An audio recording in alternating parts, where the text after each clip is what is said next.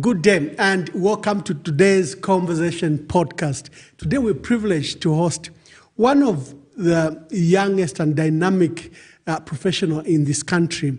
I'm hosting Shadreck Lusambo. He's a passionate, hands-on chartered accountant with massive experience in accountancy training, finance, and business consultants. He's also a strategic business advisor, entrepreneur, and currently leads his own Festa Business Solutions and Suppliers as a Chief Visionary Officer. Shadreck, welcome to today's Conversation podcast, and I'm glad to host one of young and dynamic persons in this country. Thank you very much. I'm so happy to be here. You are an author. Indeed. You've written a book, the book, How to Start and Grow Your Business. Yes. I think it's a timely book. We'll take time to look at it. But let's start with you. Who is Shadreck Lusambo? Yes, so like you mentioned earlier, I am an accountant. That professional, I'm an accountant. And other than that, I'm also a certified investment financial analyst. And I'm so passionate about financial issues, business issues. I talk all things finance and business. I come from quite a big family, but not so big. We are 7 in our family. I am the number 4. So I have 2 sisters and I have 5 brothers. Wonderful. Where did you grow up? I grew up in Kitwe. My early years, I did my primary school at Mama Monty Primary School. You know, the one that was opened by President Chiruba. Ah, okay. Yes, Mama Monty Primary School. And then from there, I moved to Kabwe. I lived there for about 2 to 3 years. I did my grade, should be 4, 5, somewhere there. And I came to Lusaka, where I did my grade 6, 7. So when I was around in grade 7, my dad passed. So that's when I had to go to the village now. So we had to go to the village with my brother. We lived there from grade 8. Which village did you guys go to? Oh, you went to Mbala. Because initially that's where we are from. We are Amambwe. Mm-hmm. Yes, Amambwe. Amambwe, my mom is Lozi. Yes. So I lived in Mbala with my aunt. That's where grandpa also is from. So we are there.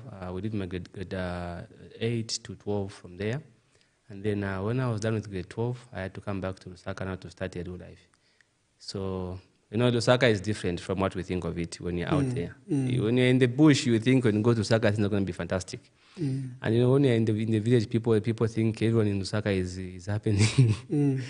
So coming to Lusaka was a different arrangement because now this time around I was coming and there was no dad. And there was no dad and mom was here. But you know, life is different when there's no dad. And this is why I think people with dads should really treasure their parents. But because what I've noticed is that even though your dad is not rich, the fact that you have dad, there's a difference. Even just from the way people treat you, the way relatives handle you. Even though your dad If your father is alive, you are treated better. You are treated better in so many respects. Especially from relatives and family members, because they know that we can't abuse this kid. The father will not let us. Just that really help, you know, and just have someone to talk to. You know, there are so many things that, you know, when you are growing up as a young man that you want to have, like, somebody you can trust. I say so because, in my own opinion, I think the only man in the world who is 100% comfortable with seeing you successful more than him is your father. And this is why I think if you have a dad, you can trust him. You can share your deepest thoughts with him, your sorrows. It's different with moms for men. There's a limit to how much you can go and how far you can share. But I think with a dad, man to man, I think you can open up in a much more deeper sense. The matter you've raised is very important to me. You know, I had a colleague in South Africa who specialized in handling the issues of boy and boy child, because the girl child is literally taken over by NGOs and government, and the boy child is left to fend for themselves. Yes. He attributed from his studies and his interaction literally the collapse of society from us neglecting the boy child. Yes. The number of young people that are in prison, you know, the young people that indulge in crimes and criminal activities, the young people that fall sick, you know, and acquire these diseases are usually unguided young boys and young men. Yes. So the role of the father can never be overemphasized in the stability of the family. Yes. Our mothers, yes, are cherished, wonderful, but there's a role of that man, the man, your father, who is a father figure, you know. So there are many studies around it, and I'm glad that you recognize and you're actually appealing to people that still have their fathers alive to appreciate them more. Yeah. You know, I know we love to praise our mothers. Yes. You know, we sing about our mothers. The Father's Day goes quietly, but Mother's Day is a very big thing. It's an emergency. Yeah. So I'm glad about that. So continue. Yes. So you know, coming to Saka, it was not always as easy as it appeared. Like I said, you know, sometimes you go through a lot, because you know, when I finished grade 12, it was not a straightforward thing that, you know, I'm not going to go to college. No, first of all, we had to, you know, because mom, you know, I had to find a way of helping out so that, you know, we can have some good life. So I saw how she struggled. You know, my mom struggled a lot to just make sure I got an education. The first course I ever did, mom, you know, we have a family friend. We call him Uncle Gerard. So he's the one that helped out to get a bursary for the trade test I ever had, the first one. So I went to Kalingalinga Youth Resource Center. That's where I did my first trade certificate there for the first time. And it was a bursary because we couldn't afford to pay for any college, anything like that. So it was a very, very, very humble beginning. And it was all because I think mom has always believed in education. Mom writes a lot as well. She's never published a book, but when we were young, I could see mom wrote lots of poems. And at some point, she was writing a book, but she stopped. Yeah. She writes poems. She's very good at that. You should publish them. I hope so. I hope one day I'll be able to publish. So doing that course got me started. But also, other than that, mom was doing some other business some years back. So she told me, you know what? Second-hand clothes. Second-hand clothes, yes. So she tells me, I'm going to introduce to this business. She's the one who introduced me to the business. Up to this day, I still sell Salawola. I have even some today at home. So it's a very good business, actually. So mom introduced me to that business. It wasn't as always as easy because it's tough on the streets. So from there, I was trying to survive, you know, trying to get to know what am I going to do, you know, not very much mature. I was still getting to settle down in Lusaka and things like that. And I got myself a job in some Lebanese company, La Advertising, when I just graduated from my first certificate. It wasn't a lot of money. What skills did you get from that was metal fabrication and welding. So I never knew what that was. And this is why I would advise somebody, you know, sometimes just start. The first day I went to class, that's when I knew what this thing was. I was just told, you know what, we found for you something to do. Take a bath, come on Monday. Oh, okay, fine. Then I go to this school. I'm told, no, you have been put in metal fabrication and welding. And I'm saying, what is this? I don't even know what this thing is. And they tell me, fine, here what's going to do. We're going to teach you how to make door frames, how to make grill doors, how to make these hammer mills. So now, you know, it was very challenging for me because, you know, I never had such kind of an experience before. I never thought of that thing before. I didn't even know what it was. And from my understanding, I thought it was a course for big people. And now, like, I'm the young guy in class. And actually, I was even the youngest in class. Everyone was old. So it was very awkward for me to learn how to use the grinder, you know.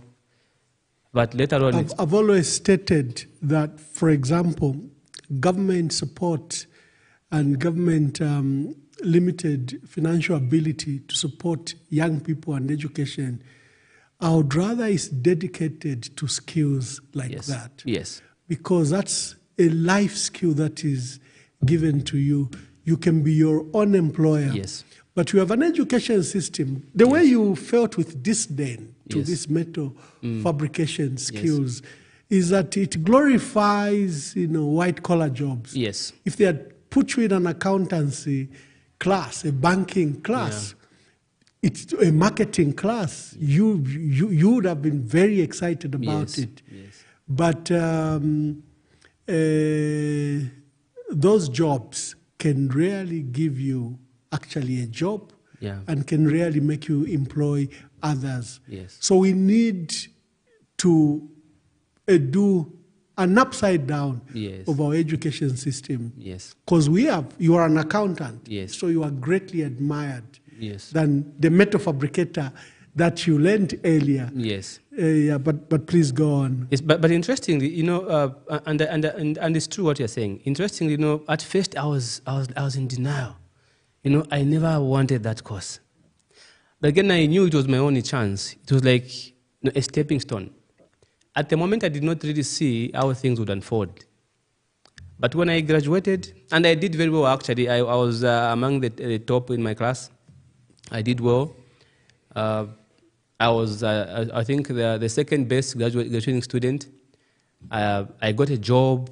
It was the beginning of a fresh start. So that job really helped me to support myself, support my mom. Even though the money was not that much, when you're getting started, metal fabrication is about experience. The more experience you have, the more valuable you become. So I got a job in this Lebanese company. I worked there for some years. And then I got a job in nitrogen chemicals of Zambia.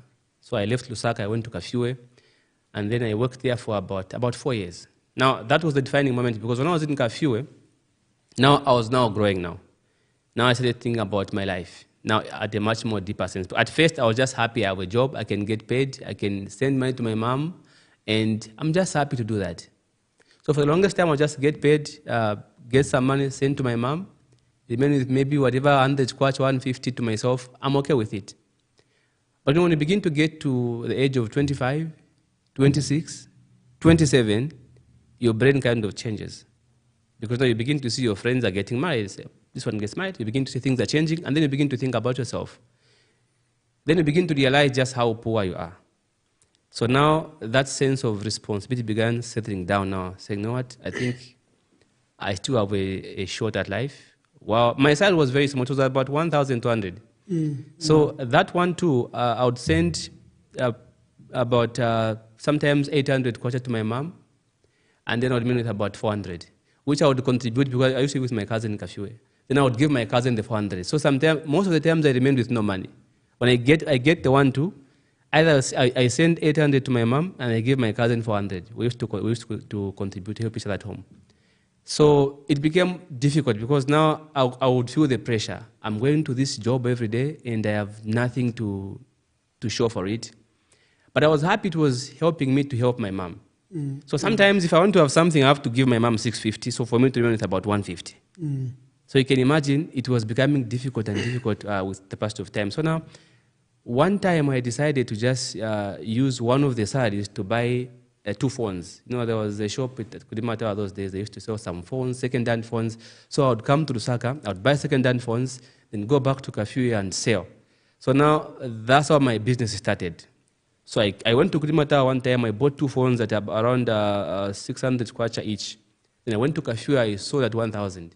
So now the business for phones was better back then. It wasn't a lot of people selling phones. So then people tell me, oh, bring for me that phone. Bring for me a phone. So I would now start buying phones. Before I knew it, I was buying phones on eBay, on Amazon, and now I was supplying people in Kafue.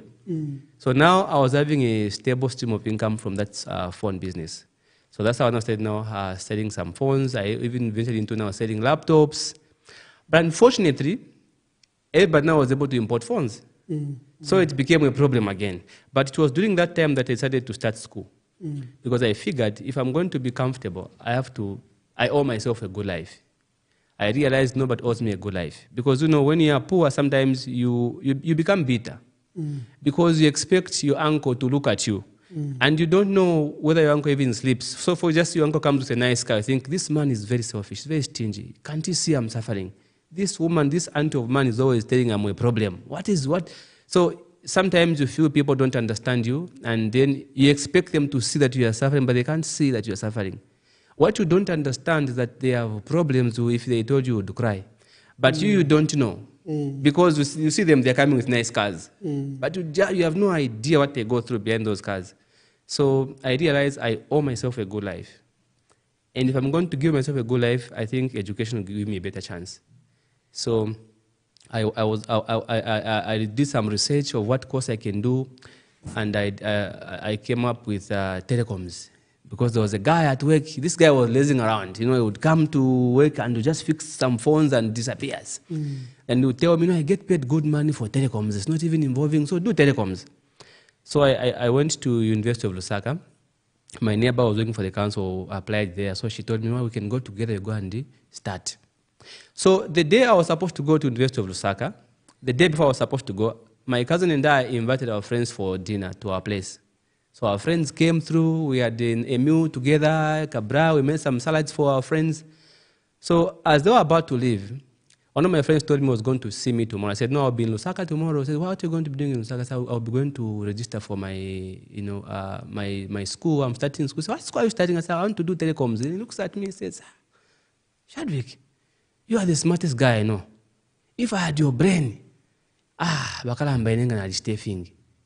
Mwakalamba mwali bashapu imwe. If I telecoms, if I be if I ka Zika imwe. Now I don't know what Zika is. Yeah. I don't know what Zika is. This guy tells me, you do Zika. I can assure you do better with accounts. Because you are very analytical, you analyze things properly, you explain things, you grasp information, and I understand when you say something. I'm saying, really, what is Zika? So he got his phone, he had a certificate on his phone, he was a technician. Then he shows me, see Zika, he shows me the papers that he had, and he decided at the moment he was a technician, I think he was getting about 7.5 at the time. And then I was getting 1.2. And he tells me, you can do this in just about 6 months if you are serious. Or in just 1 year, you'll be done with the technician. Then you can get a job. And I looked at the possibility of escaping poverty in a year. At first, it was just about escaping poverty. Yeah. I'm saying there's too much poverty. So I asked him, so tell me more about this Zika thing. So he begins to explain to me how it is done, but I don't have money to do this course. He says, no, you don't even have a lot of money. Zika is extremely flexible. You can do at your own pace, write the exam when you are ready. I'm saying, really? He says, yeah, that attracted me a lot. But I didn't have the money for the application form or to come and, pay for the school fees or whatever it is. So I tell him, okay, fine, I'm interested in this. Can I call you tomorrow morning? So that night I never slept. Went to Google, researched about Zika, went to Facebook, searched through. Then I found out that Zika is a very, very prestigious qualification, very prestigious. A lot of people who are doing phenomenal things have passed through that institution. I'm saying, oh, this is amazing. So I researched almost all night about Zika, and I was impressed with the results I found. So in the morning I call my friend, say, you come, I'm ready. So he comes to my place, and I say, his name is Innocent Pili. So I tell him, Innocent, I don't have money, to be honest with you. So me going to Lusaka with my neighbor, she was going to give me a lift. So I can go and consult with the University of Lusaka and see if I can apply there. But what I have is a tablet. I had a tablet because I used to sell those things. I have a tablet, so I can sell this tablet. So my friend told me, not a problem, because even me, I want to buy a tablet. So let me buy it from you. So you can use the money to pay school. That's how I sold my tablet. Innocent bought the tablet, gave me half of the money, went to Lusaka, took me to Zika. I got the application form, went to Zaptac. From there, we went to ECZ to have my results certified, took them back to Zika. And that was the beginning of my accountancy journey. Now, at first it was exciting, but along the way, my business was shutting down. Life in Cafe was becoming so hard and hard. I had to make a decision. Should I stay in Cafe on this job where I'm getting 1,200? Or should I go back to Lusaka, join my mom, and try Sarawala again? So I saved up a few coins, and I decided to simply resign from my job. Because I figured coming from Kafue to Lusaka to school was becoming expensive for me, looking at my financials. So Lusaka was the better option because I would just walk. Several times I could just walk to school and come back. I don't have a problem. So I had to quit my job. And I was very grateful. NCZ is a good place for somebody who wants to grow because there's an understanding of school. My supervisors there were very supportive. They were very good. When I was leaving, actually, one of the foremen had to tell me, Sani, ukafuna kubwera, please just ukabwere. Here, we love you. You've been very good here. We have no problem with you. If you want to come back, just come back. So it was easy for me to even do my school because the supervisors were very supportive at NCZ. They were very, very, very helpful. So sometimes I could switch shifts for me to come to Lusaka. If I have a class in the afternoon, I would ask somebody to cover me for the afternoon shift so that I can do morning shift. So we switch shifts. So that would allow me to do that. So it was very flexible for me to come to Lusaka and do school and go back. So I'm really grateful for that arrangement of having shifts. But again, with time, it became difficult for me to pay for myself. You know, the cost of living, my 1,200. My exam was close to that. My school fees, the salary was being wiped out by just not even the exam fee or school fees. It was just way too tiny. So I had to come to Lusaka now to join my mom. And now I started doing Salaula in City Market.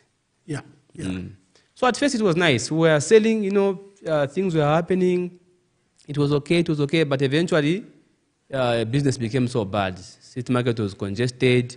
And finally, that shelter fell. Remember the time there was that big fire? Now all of us were kicked out of City Market. So now I had no place to operate. And now City Market is very toxic for people with no political connections. Because sometimes you'd wake up, you go to your stand, you find there's a booth here at your booth. It has been put in the night. You don't know what's taken over your stand. So you ask them, no, go to the chairman. You go to the commander, they say, no, to the you have no say.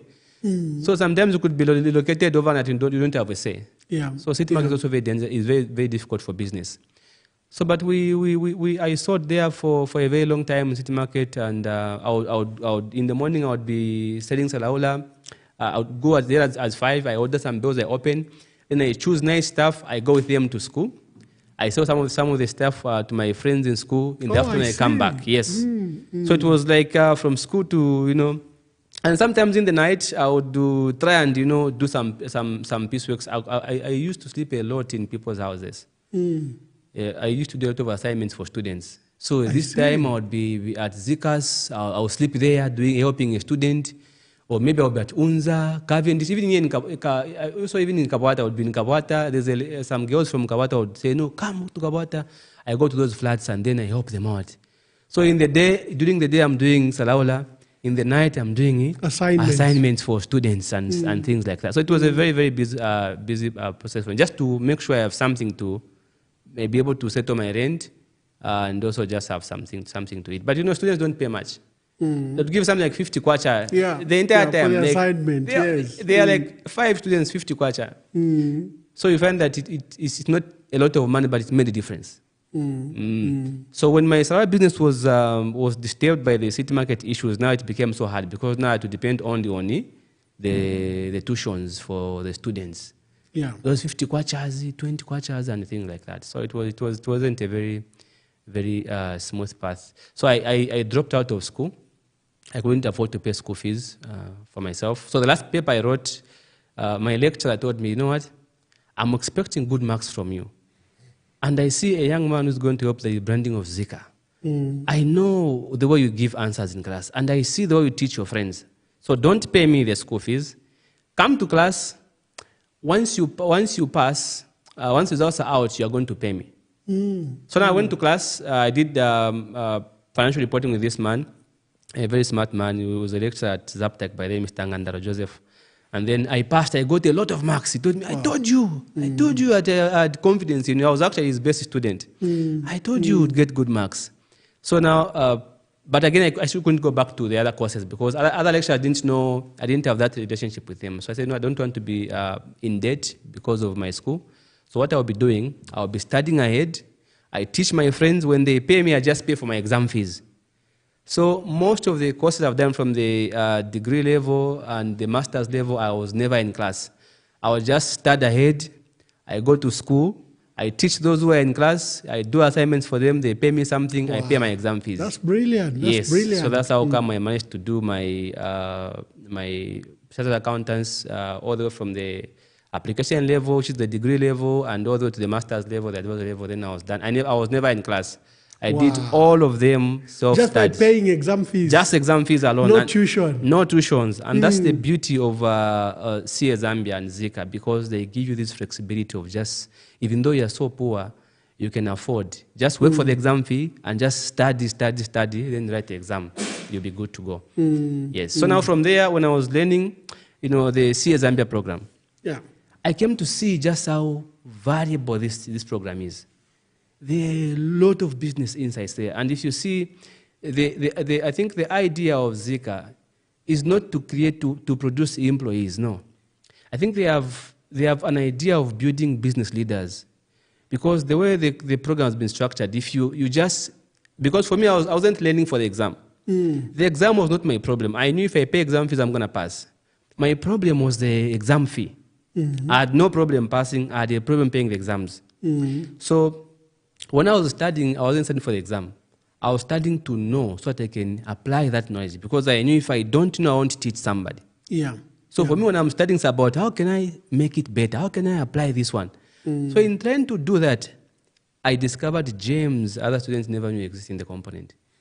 There's a lot of business ideas, business insights. Then I began to say, wow, this is amazing. Then I was applying those things I was learning in my now life. How can I run a business? So when you finally finished with your accountancy studies at degree and master's level, did you work in any formal institution, or you continued, because you've been self-employed for a long time? Yes. So at first, when I did my degree level, I got a job. And how I got this job, I applied for internship. One of my friends called me and said they want an intern, so come and do internship. So I went to do internship. So the day I went to be interviewed for internship, I found that the company was interviewing a finance officer. So they interviewed everyone, and everyone left. I was the last one. So there's a student outside who wants to do internship. Oh, yeah, sorry, we forgot about him. Let him come in. So I went in. And then as they were asking me questions about financial statements, about why investors should not focus so much on profits, so I was explaining to the director what things should be done. They were very much interested. But you seem to know more than the people who have experience. So I told them, I was very honest. I don't have experience. I've never worked. What I'm telling you is what I've just learned from the textbooks. Because I teach my friend this thing, so I know what to look for before you invest. I know how to do financial analysis. So he said, no, actually, you've done well. Why don't you just write an application so we can give you a job? So that's why I got my first job. Day one, I'm the boss. No experience. Wonderful. Yes, but that job served its purpose. But again, I reached a point where being at my business became more valuable than being at my work. So I had to resign from that particular job. And that's, I think, the mistake I made. Because sometimes when you're young, you think you know everything. Sometimes you think you know it all because now you have a degree. So you think like, I know, now I have a degree. No, for young people, there's a golden rule. Don't leave your work until you find another. Yes. Sometimes we become so full of ourselves that you think you can get a job anytime. Yes. In this economy, jobs are so rare. Yes. And you should value the job you have, no matter how lowly paid it is. Yes. And only leave that job when you get another job. Exactly. Do not leave that job to join the unemployed line. Yes. It's quite difficult then to come back to the formal sector. It's extremely difficult, because for me now, that's where now I think that was the turning point for my life. I quit that job because on my mind I was sure my business would now work, because I'd gotten some good monies, and I even saved up a good amount to pay my rentals. Now, to my surprise, 8 months down the line, I didn't get any other job. My business was shutting down. Now life became so hard. And that's when I realized that you cannot leave what is working for what is possible. It's not smart.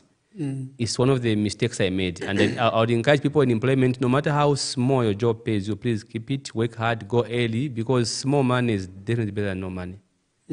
So I made that mistake, and I suffered the consequences, because now, 8 months down there, I was still struggling. I couldn't afford to pay my own rent. Before I knew it, one day, I'm coming from town. I'm excited. I'm in a nice suit. My brother was in Chant at the time. Was doing his medicines. A medical doctor. My immediate young brother. So he sent me a nice suit, a blue suit. So I was wearing this nice suit, and I'm going home one evening. I'm very excited. I'm moving fast. I'm happy. You know, a new suit. I'm excited. And I go home. I notice neighbors are looking at me, and I'm saying, "What is going on here? People are looking at me," and I'm just wondering. And I get to my yard, I see my pots outside, I see my blankets, my mattress, my bed. You have been evicted. I've been evicted. Oh my goodness. Now I know I'm going to trend here now. This is bad. And the landlord looks at me. She tells me, "Sani, nakangiwa." And I could see that this woman tried to help me because I stayed for some months not paying rent. And the woman was very nice. She was very understanding. But it reached a point where I just couldn't afford because life was now becoming so hard. It was hard. And this is why I say, there are people, when they have a problem, there's a dad that can call. And then there are people, when you have a problem, it is your problem. And this is why if you have no one to help you, never spend like people depend on you. Because you, when you have a problem, it is your problem, you have to find. Either you borrow or you find other ways. Nobody's going to give you free lunch. And then there are those who depend on you. Don't spend like those who depend on you. So now, I'm kicked out of the house. I have zero money. It's getting dark. So fast forward, I moved into a very small house. And that was the beginning of the start of a new beginning. Because now I realized I needed to do something about my life. Now I was thinking deeply about what to do. How can I start a business? What can I focus on? So now I really did a deep self-introspection. What really am I good at?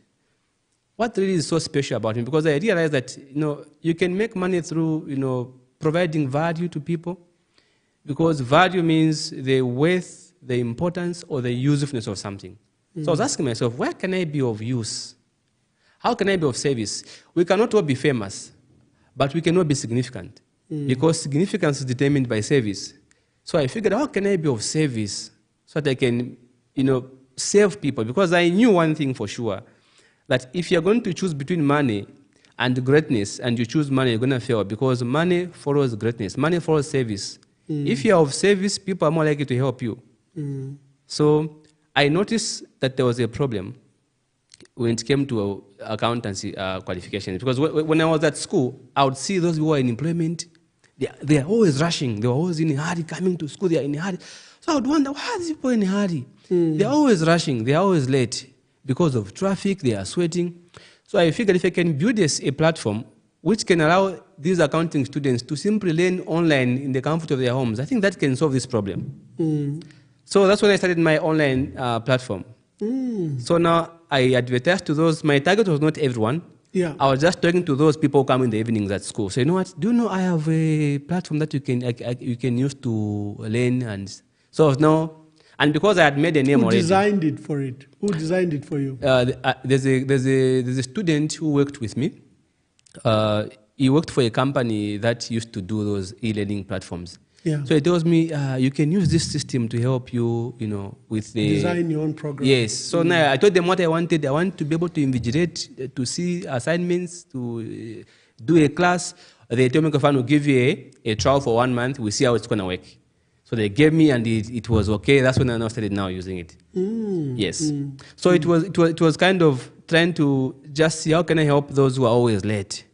And from those who are always late, it turned out that now, before I knew it, I had a lot of people coming on board. And that's when I realized that before I started a business, first build the capacity to deliver. Because now I had people coming, and now I'm struggling between, managing my capacity and my time. Do I have the capacity to deliver to all these people who have come on board? Yeah. And by the way, I was lecturing master's degree students before I got a master's myself. Wow. So you can imagine, I was just studied ahead for all the master's program. I studied ahead. I understood the syllabus like no man's business. When I explained, students just say, wow. They didn't know that I wasn't a graduate. You hadn't even obtained They didn't even know program. that. They just knew this guy is done and what not. I was spending a lot of time studying. So my mind was, how can I make it easier and better for somebody? Yeah. That was my mind all the time. How can I apply this in a daily life? And it made it easy for me to understand. And I'm very blessed I don't forget what I studied. So it became good because now that business was now growing. So now it helped me a lot to now stabilize and now, start doing other things. So even I think as we are going to see from the concepts I've put in this book, it is well because most of the things I have put are the things that I've seen that they actually work in the real world. In fact, that brings me to the last, not necessarily the last question, the next phase of questions. We have a country where formal employment is on high decline. It's been declining. Indeed. In the 70s, we had about 1 million people on formal employment, and our population was around 3-5 million. Yes. We are now at 20 million people, and the formal employment remains stuck to around 1.1 million people. You can imagine the disaster we are in. You have an education system that churns out these graduates for formal jobs that do not literally exist. Yes. And here comes a mind like yours that's trying to exploit in this economy for this knowledge and jobs that are not available. Yes. How can we make education work? And this is now how you begin to write about business, because now there is a huge vacuum. People can only survive through entrepreneurship, through business, which is actually never even taught at school. Yes. You learned how to sell salaula. You learned how to sell fruits and vegetables, not from school. Yes. As a pastime for you to survive. Yes. It was a survival mechanism. Yes. No one taught you the science of how to start and even grow a business. Yes. Hence, I think your book is very, very fundamental. Yes. Because from your experience and from the gap that exists in our country, you decided to write this book. Yes. How can one start a business? Our young people who are very educated, trained for jobs that are not available in the market, want to do business. But again, they do not have the skills. Yes. That's why they want, first they will say, capital, to pay in capital first. They'll ask government, give us equipment, give us capital. Yes. They think to start business, everything has to be in place. Yes. Let's start discussing your book and some of the insights you provide. Okay, yes. So this book, that's a good one. So this book is based on the concept of a farmer and a hustler. So here, I'm explaining two people, and I want to help people, those who want to go into business, to look at business in this context. So there are only two kinds of people in the business world. There are those who are farmers, and then there are those who are hustlers. Both the farmer and the hustler, they are looking for the same thing. They want to have a share from that piece of cake. The only difference is that they look at this piece of cake in a very different way. How does the hustler make the money? For the hustler to make money, you have to get a very big net.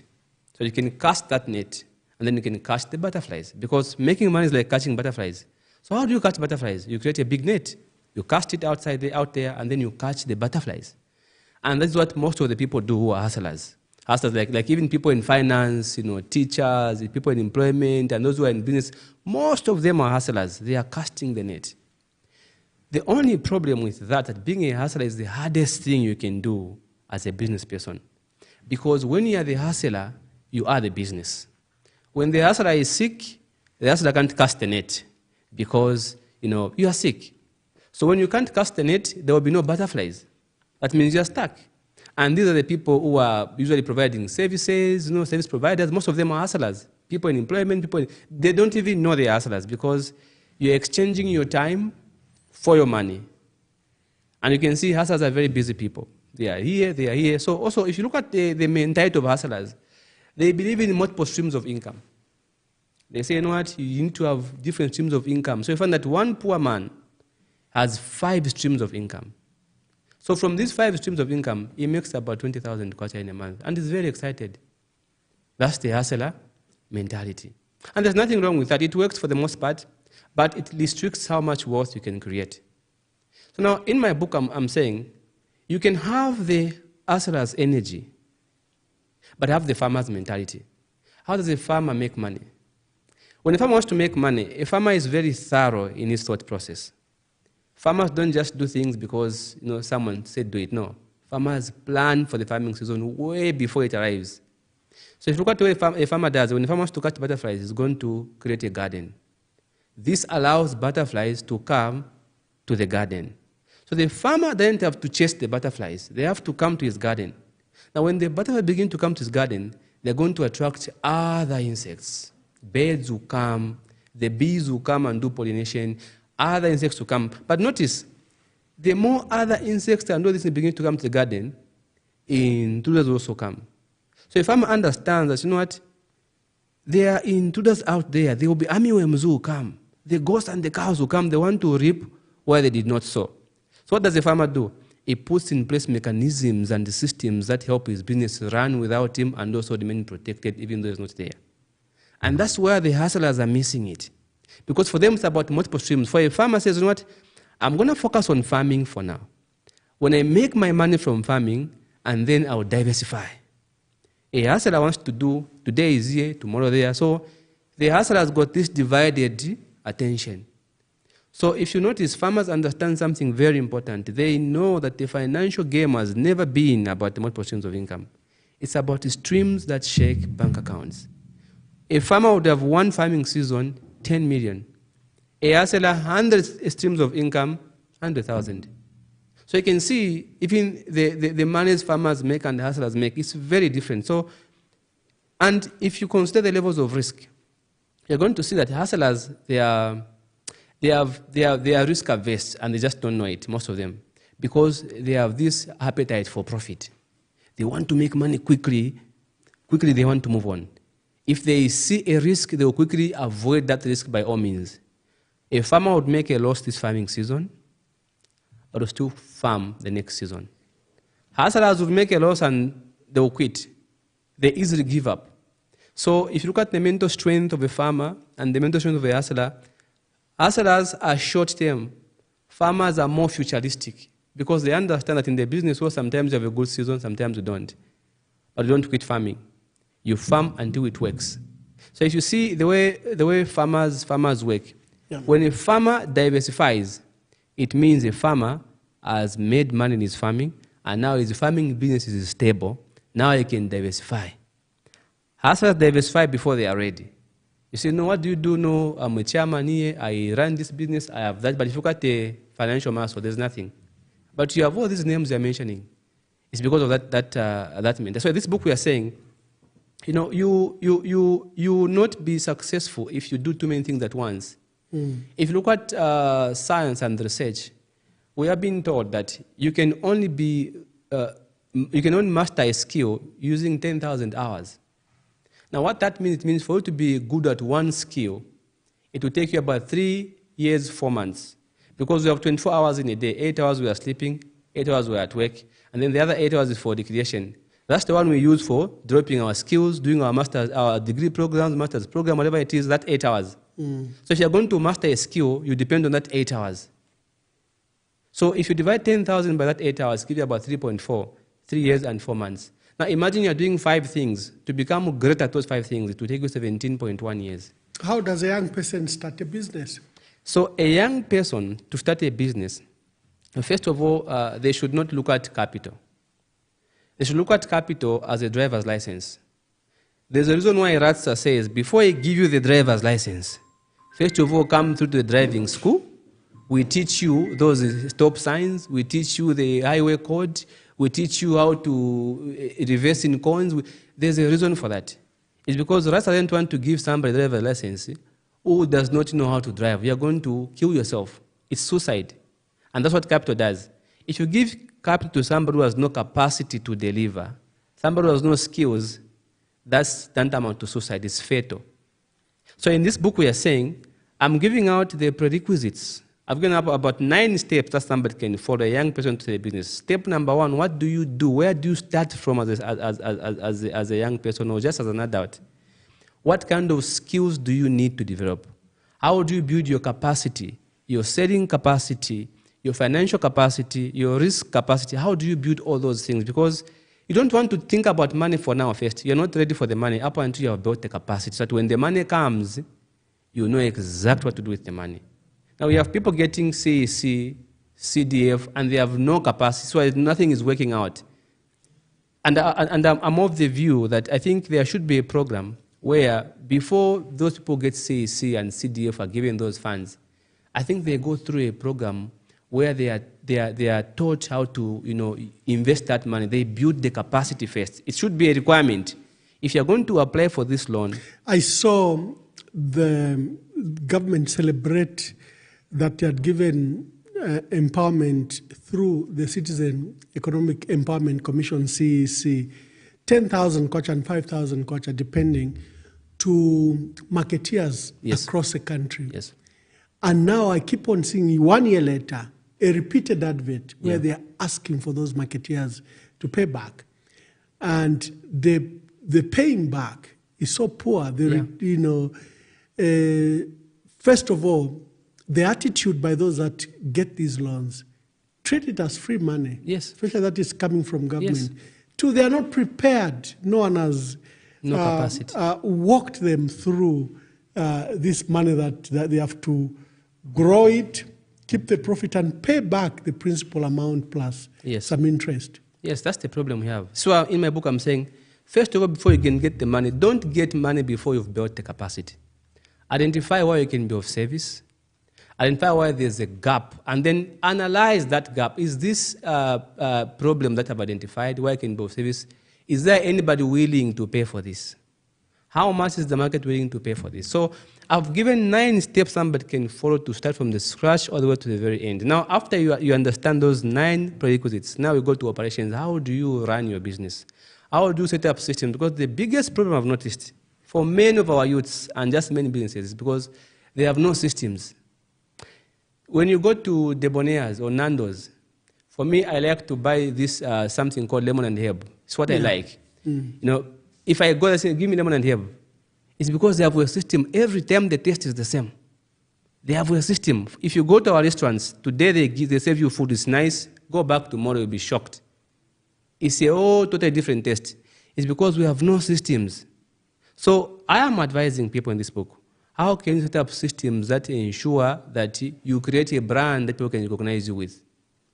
There's no way you go to Angry Lion, to the Bonesa, and say, give me lemon and herb, give me something meaty, give me this. It's because they have systems. The taste is the same every time. They know how much salt to put, how much sugar to put. Every time is exact.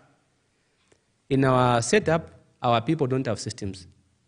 They don't even know how much money they make in a. If you ask mapanga zengati, sometimes it mapanga 20, papena yangu kativa inda mushema 35.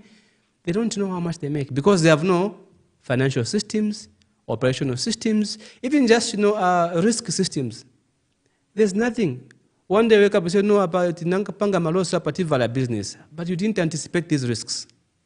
So in this book, I'm giving people ways to create financial systems, risk systems, so that they can run businesses that are able to generate a revenue and have a brand somebody can identify with. But also I've shared growth strategies. For example, how do you grow using debt? What do you even do to qualify for debt? When is the right time to get the debt? I'm also giving people ideas on how to diversify because I've noticed a lot of people want to diversify. It's because of a simple reason. A lot of us, we fail to succeed because we just don't know how poor we are. And I see this in most of us Zambians. I think Zambians don't know how poor they are. Most of us in Zambia, we don't know that we are poor, so we keep misusing the money because we don't understand just how poor we are. If you know how poor you are, you make sure before you invest, you've done thorough research. Because you know if you misuse the opportunity, you're going back to poverty. You know where you're going back to. If you know that fact, you take time to read, to understand, build the capacity before you can spend your money. So I'm saying, how do you grow your business? How do you grow your business? Remember we talked about a farmer. A farmer creates a garden. So a good example for a business person is this. How do you make a garden? A good example is simply a simple website and a simple WhatsApp group, for example. The number one thing you want to do as a salesperson is to own your clients. How do you own your clients? First of all, you have to know the difference between marketing and advertising. That's what the farmer does. How do you advertise? You come to a place like this. You come and to a great man like you, Ambassador Mwamba, say, I'm advertising my products. People are going to see, when I put my products on your Facebook page, people go, that's advertising, it's not marketing. People will see. Marketing means being able to control the next point of contact. That's my theory.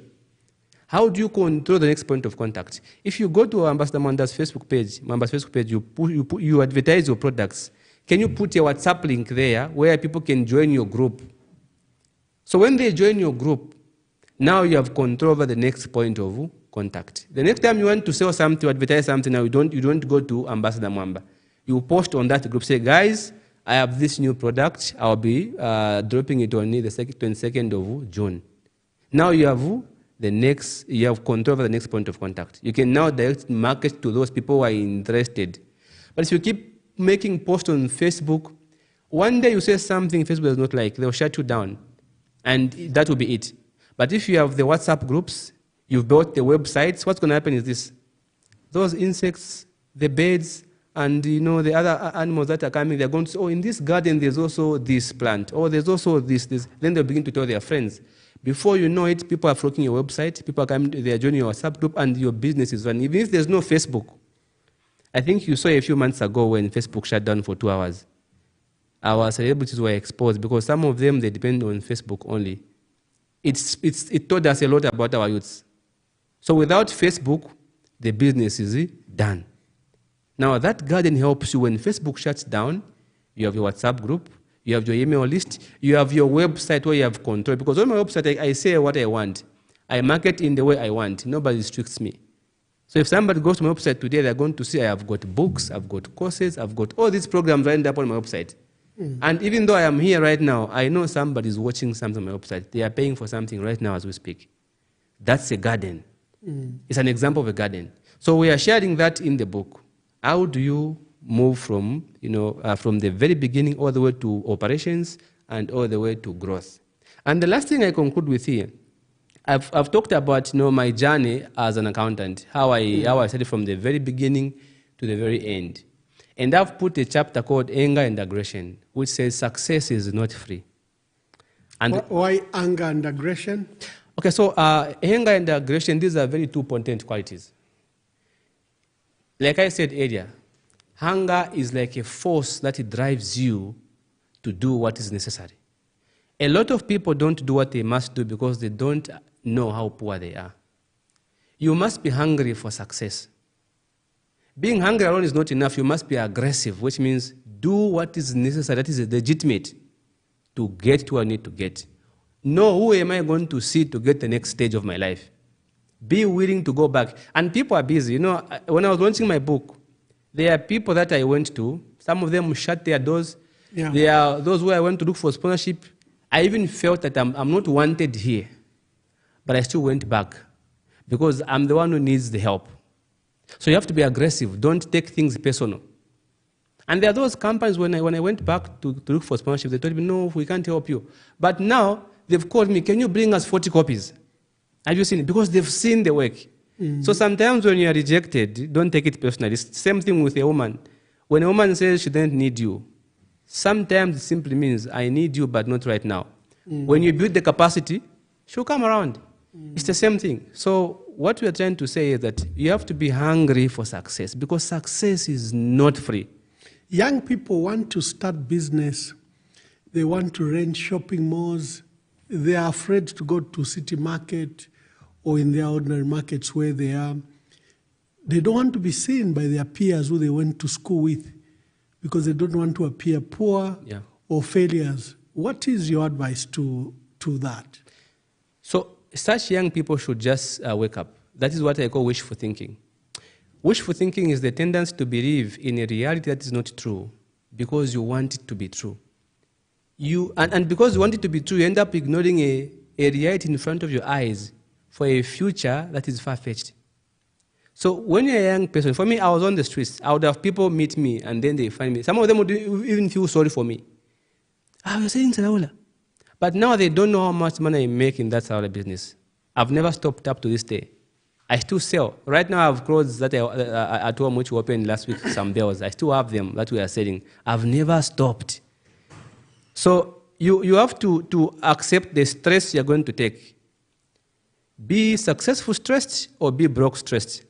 Because if you are going to pay attention to people, because some of these people look nice on social media, they don't have anything. So you are scared of people even way broker than you are. So as a young person, avoid the life you are fancy. I think most of us young people, we have a problem. We want to be famous. And because we want to be famous, we neglect the small, small things that matter. I'll give a very perfect example of a woman I once helped. And I like this example. This woman came to me one time. She was sad. She was crying. She was in debt. So she tells me she's owing people. I asked her, what do you do? She tells me she does. She sells scones. So she used to buy scones in Cairo Road. There's a place in Cairo Road where they sell scones. They sell 2 kwacha per scone, and then she sells 1 scone at 4 kwacha. So she could only sell 1 bucket per day. So she tells me she makes about 100 scones times 4 kwacha. That's about 400 kwacha. Profit per day, 200. So I'm looking at this woman and say, you make 200 kwacha per day. Why don't you bring 5 boys? Instead of you saying the scones, you focus on ordering scones and give to 5 boys. Tell them, I'll give you 30 kwacha each per bucket to sell. If you sell 2 buckets, you get 60 kwacha. She got 5 buckets of scones. And she gave the boys. Before 12 hours, the scones were done. The boys came back. They got 5 buckets more. So in a day now, she sells 1,000 scones. In a month, she makes 104,000. Selling scones. And she's not the only one. There are several young people who are making lots of money doing jobs that are despised.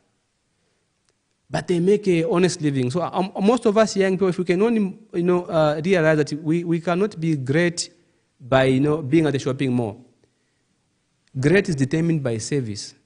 So you have to accept your financial situation. So for now, I am broke. I don't want to pretend to be rich because it's expensive to pretend to be comfortable when you're not.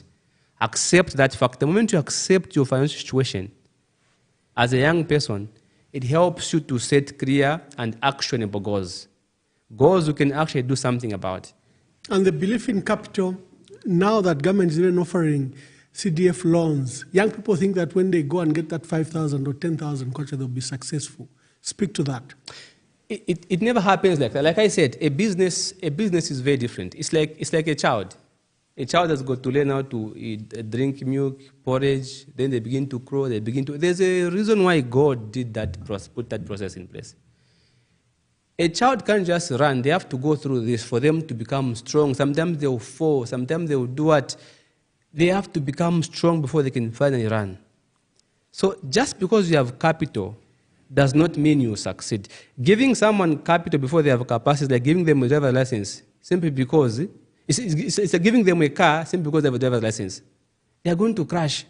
There are people who buy these licenses. They buy and then they go on the road. They crash. It's because they've never gone through the process.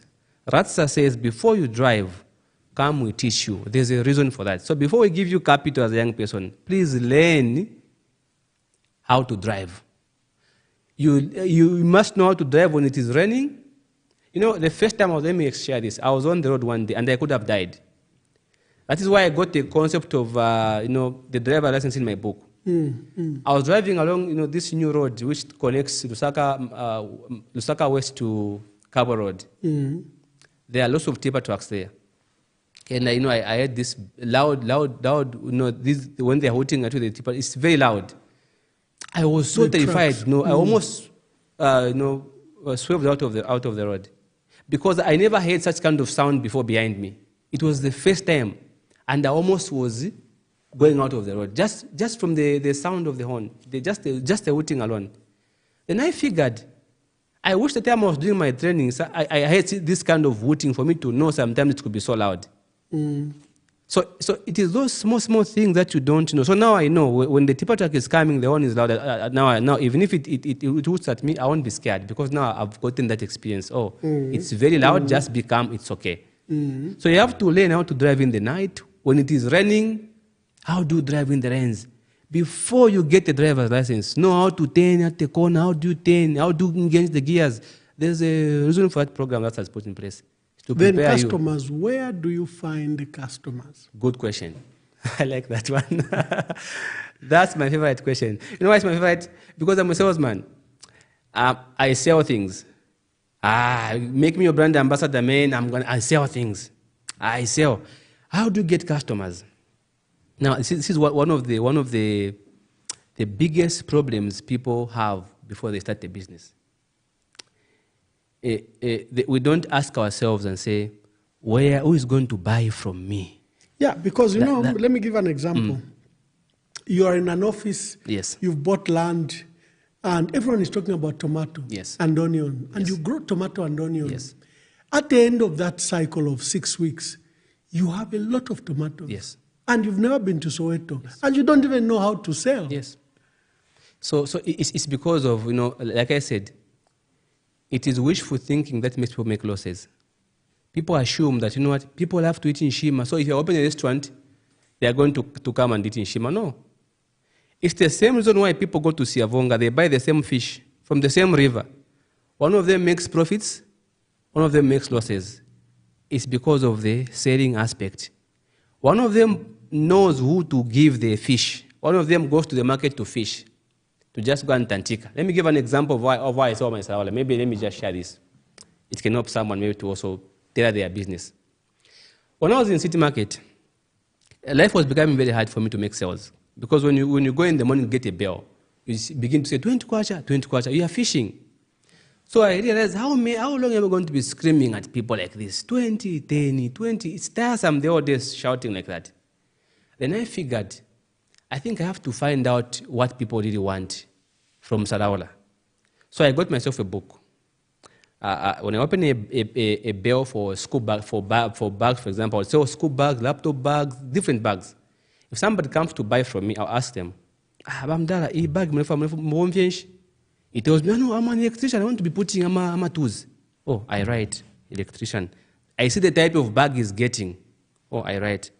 There are some ladies that supply handbags from the casinos. How I knew how to take handbags there is because when they come to my stand to market, I ask them, so mutoa casino. Oh, these Gucci bags, these Louis Vuitton bags, these leather bags, casino.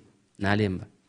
This one comes, they buy 5 bags. What are these bags for? No, I've got kids. So, for kids. So now I knew when I open a bell, I exactly know what people who buy the ones for lifting heavy things, about fire, my fans. I even know. So now, what I was doing, I would get the phone number. And they say, mpeni number nga na yusulanka mituminande kota sana yenga asuma. I made a WhatsApp group. So now when I open those bells, I know that this man likes it. If you are an electrician, I even know electrician. I often never saving an electrician or about casino, about school bags, laptop bags. I know. When I open a Sarawala, I don't have to go to Soweto to scream, no. All I have to do is simply get my WhatsApp, get my phone, and then send a picture.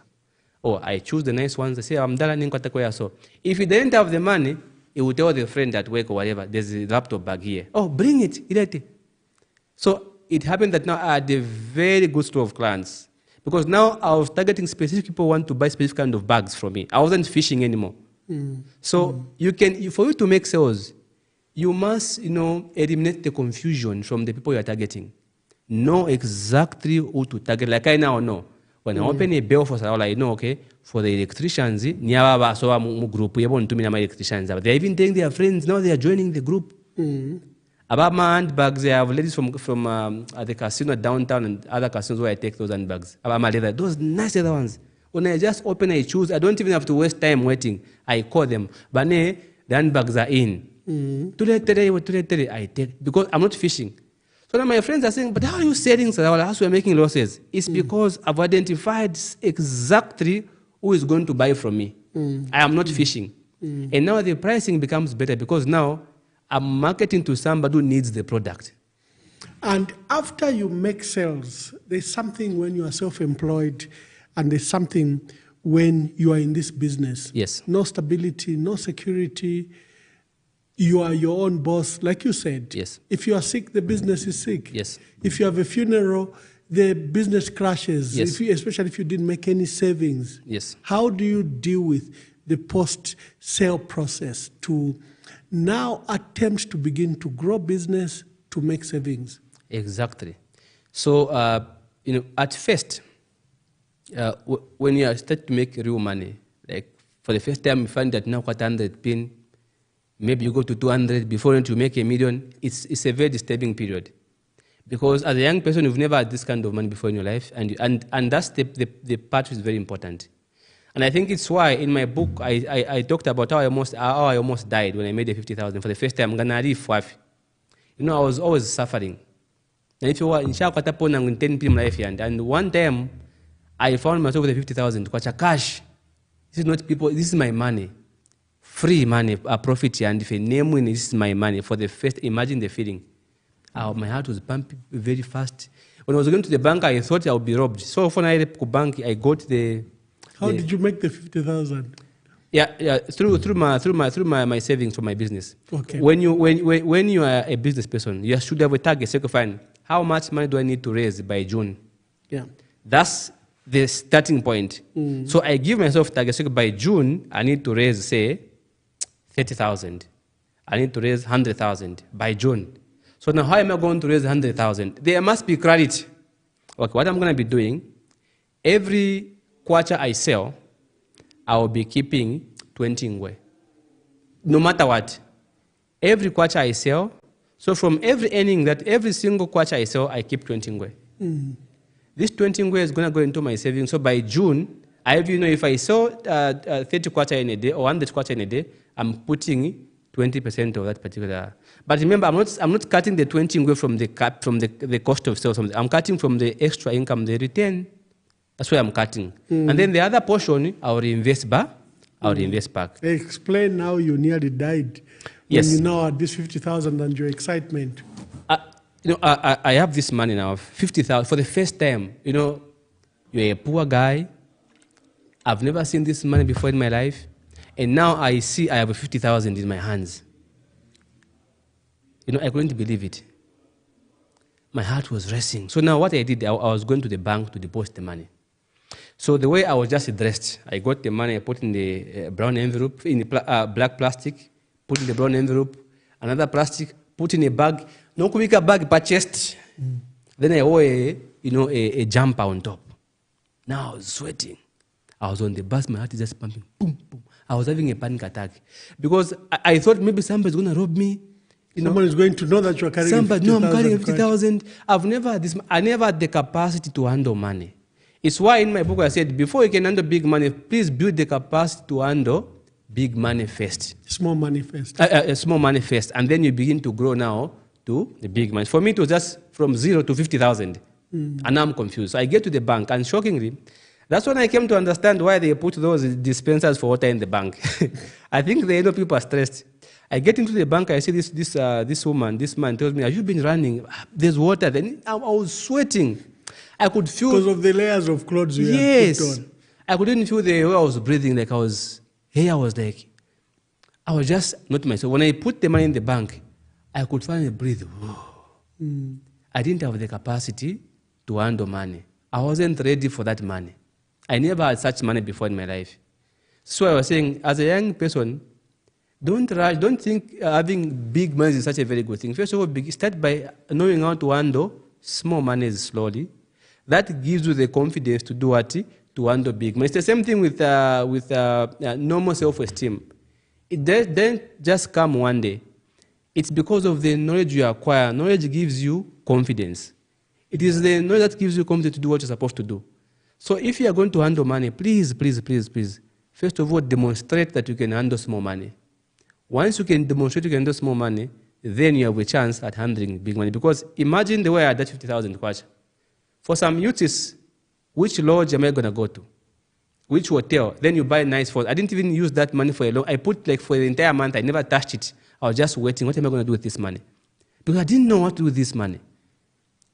So when I finally knew where to take the money, then I went to now start getting it, now start taking it when I needed to take the money. And that's the very good decisions I ever made. To wait up until my mind was settled before I could start using that money. And failure. In business, yes, the risks are so many, yes, and the failures are so frequent, yes, and people give up. After all the hard work, after all the sacrifice, you're back to zero. You've probably lost the money, yes, or you've lost the goods, or people have scammed you, people have stolen from you, or you just made imprudent decisions. Yes. How do you handle failure, and how do you rise from failure? I like that question, and I like it because it's something I really believe in. There's a scripture in the Bible, Proverbs 24:16, which says, the strength of the righteous is not in how long he has been standing, but how many times they rise every time they fall. What that scripture says, it says that as long as you are a human being, you are alive, failure will always be an integral part of your life. But remember the beauty here, God says, it's not in how long you've been standing, but but in how many times you rise. So for me, when I fail, I came to learn a valuable lesson. When you fail, do not be overly disappointed in yourself. That's how you know that this person has a very bad attitude towards themselves and towards other people. Because human beings fail at things. So look at failure as a free consultation to do better next time. Let your failure teach you. Take the blessing of the lesson and then move on. If and failure comes in many ways. For some people, it's simply failure to simply, be there for somebody. Failure to do the right thing with your money. Failure to protect yourself if you get sick. There are so many failures. But the question is, will you bounce back stronger when you fail? So do not have a good measure.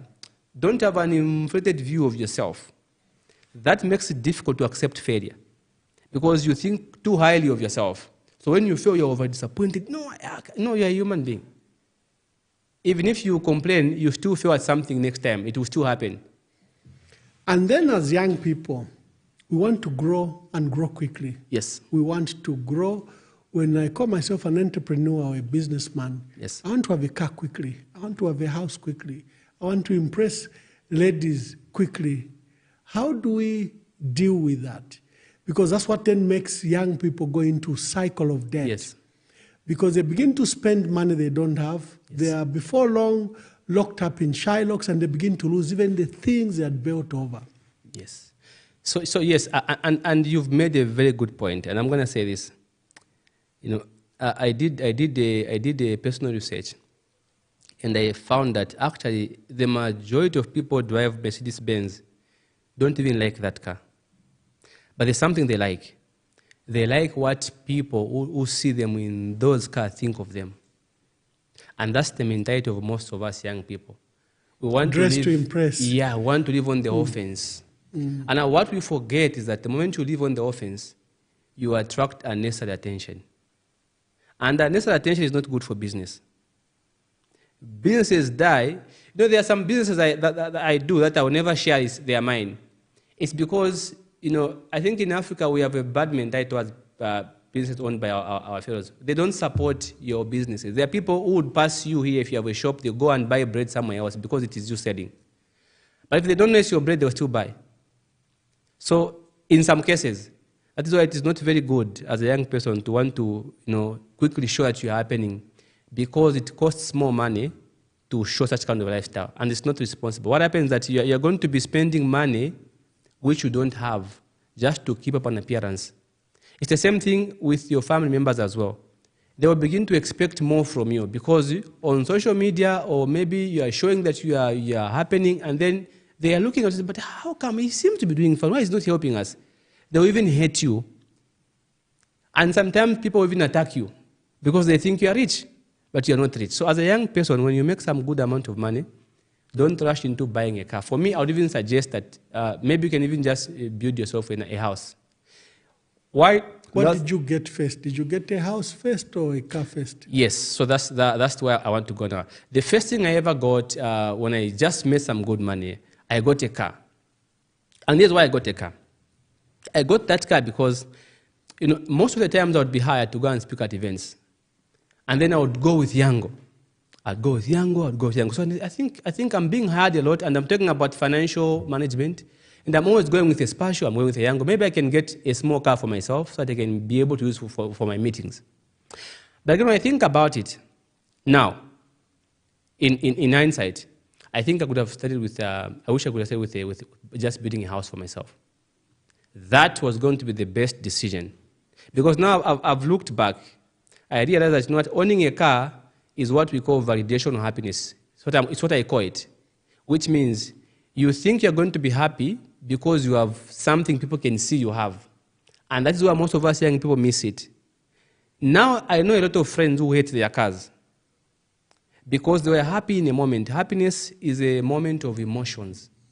Once those emotions fade away, you have a car to pay loans for. I am not stressed because I bought my car cash. I never got a loan. So I'm happy with my car. It's not the most expensive car, but I'm happy that it's mine. But if I was to redo it again, I think I would start with building a house, because I've just come to see that a house is an asset. Not those theories from those books that a house is a liability. Unless your rent is 2 kwacha, and a house is not a liability, because it saves you a lot of future costs.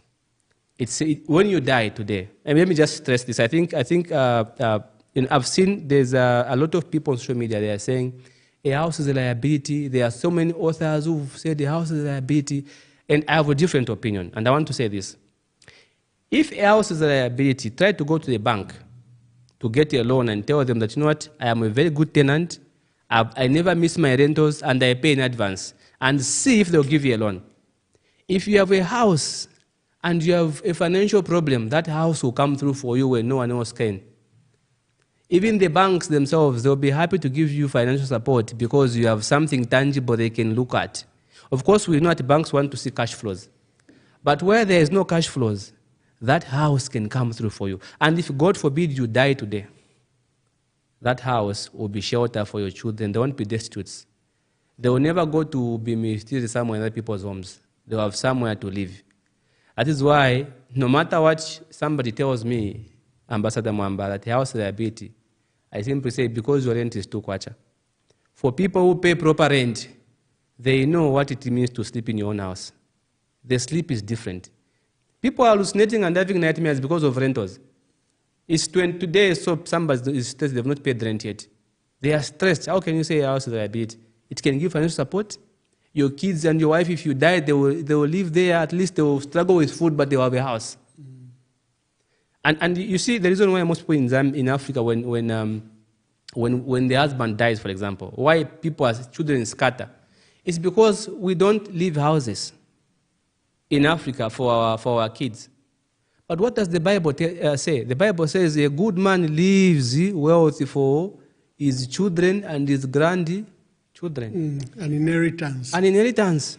Shadrick, thank you very much. You've been an inspiration to many young people, and we wish you very well. We thought that we could spend time just to discuss these issues away from the politics, and I've spared you the politics. I don't want you to get to the politics. Thank you. I've had enough guests that speak the politics. Thank you. What are your last words, especially to young people and those struggling as entrepreneurs and businessmen and women?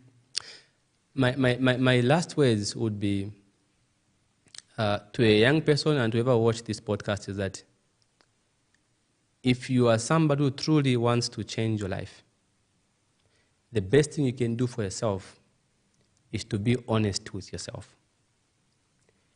It never ends well to pretend to be rich or to be wealth or whatever it is.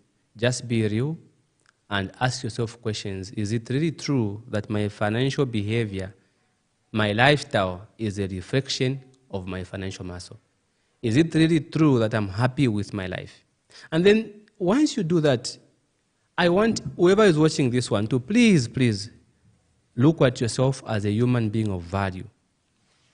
I believe that there's something good about all of us. When you're good at something, please never do it for free. That is where businesses come from. Look within yourself. Your house, your life and your mind is like a kitchen. Even when the lights are off, you know where the spoon is. If you're observant, you're going to see that there's something special about you that you've been sitting on that can really benefit you. Find it, learn about it, see how you can improve it, and then begin to attach a fee at that thing you're good at. That is the only way you're going to make a meaningful impact. No job will make you a millionaire. A job is a good business to give you some startup in your life. But if you want to make a meaningful impact in your life, please monetize your talents. That's what I can just say. Monetize your talents and never be embarrassed to start small. Yes. Thank you very much. Ladies and gentlemen, and to you, our dear audience, especially young people, today we were featuring Shadreck Lusambo, a passionate and chartered accountant. He does training in finance and he does business consultants. He's a strategic business advisor, as you saw on this program. He's an entrepreneur, and he currently leads Festa Business Solutions and Suppliers. He does offer talks like what he has done at a fee. He's telling you monetize your talent, find something that can pay you, especially in this environment where there are no formal jobs, despite your education and training. So, Shadrick, I would like to thank you for spending time with us and for speaking to young people. We wish you well, and I wish that institutions such as Ministry of Education, who are doing curriculum for our country, can consult you and can adopt some of the ideas you have. And to that business person who wishes to study business, take time, buy this book, How to Start and Grow Your Business. Where can they find the book? So the book they can find at Indeke Mall, Kalingalinga, Midas Touch, and also at Mosotunya Mall, that is Legas World Trade Limited bookstore. At Mitopia. Do you have any copy? No, not yet any copy, but it's a hard copy. And today I came bearing gifts, so I'll leave you with these two. I think you can give your audience for the who are going to watch the podcast. Oh, wonderful! I see that you're a very good audience, so I came with two. So one audience or two members of my audience win these books. I'll decide the criteria under which you will win this book. Get in touch with us and get the insights from his own life, from his training, from his academia, and from reading books. There are insights summarized in this book, How to Start and Grow Your Business and Survive in this economy. Until next time, God bless you. God bless our country, and shalom, shalom.